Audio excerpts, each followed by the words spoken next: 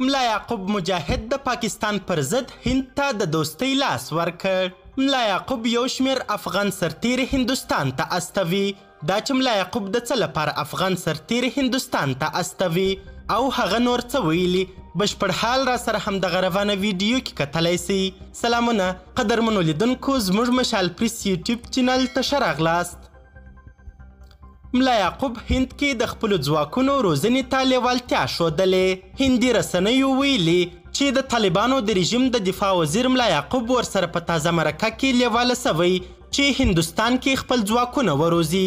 د هندوستان نیوز 18 تلویزیوني چینل وایي په ځانګړې مرکه کې یې له ملا یعقوب څخه پوښتلي چې په هندوستان کې د خپلو ځواکونو د روزنې په اړه څه نظر لري.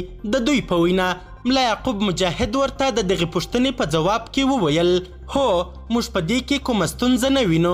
د افغانستان او هند اړیکې پیاوړې کیږي او د دې لپاره به زمینه برابره کړي. د دغه ټلویزیون د راپور له مخې ملا یعقوب ورته وویل لومړی دوی غواړي چې د هند په ګډون له ټولو هیوادونو سره پیاوړي ډیپلوماټیکې اړیکې جوړې کړي.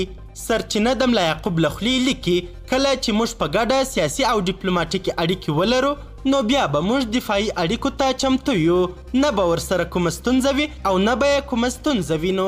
ملا یعقوب له نورو هیوادونو سره د اړیکو په اړه وویل چې دوی د نړۍ له ټولو هیوادونو په ځانګړې توګه د هند په ګډون له ګاونډیو هیوادونو سره ښې اړیکې غواړي.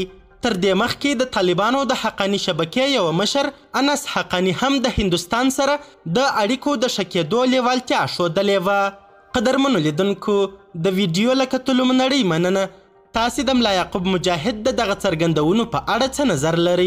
خپل نظریات را سره همدغه ویډیو کې کمنټونو کې شریک کړي او د لا زیاتو او نورو لحظه پر لحظه خبرې مطالبو لپاره زموږ همدغه مشال پریس یوټیوب چینل سبسکرایب کړئ.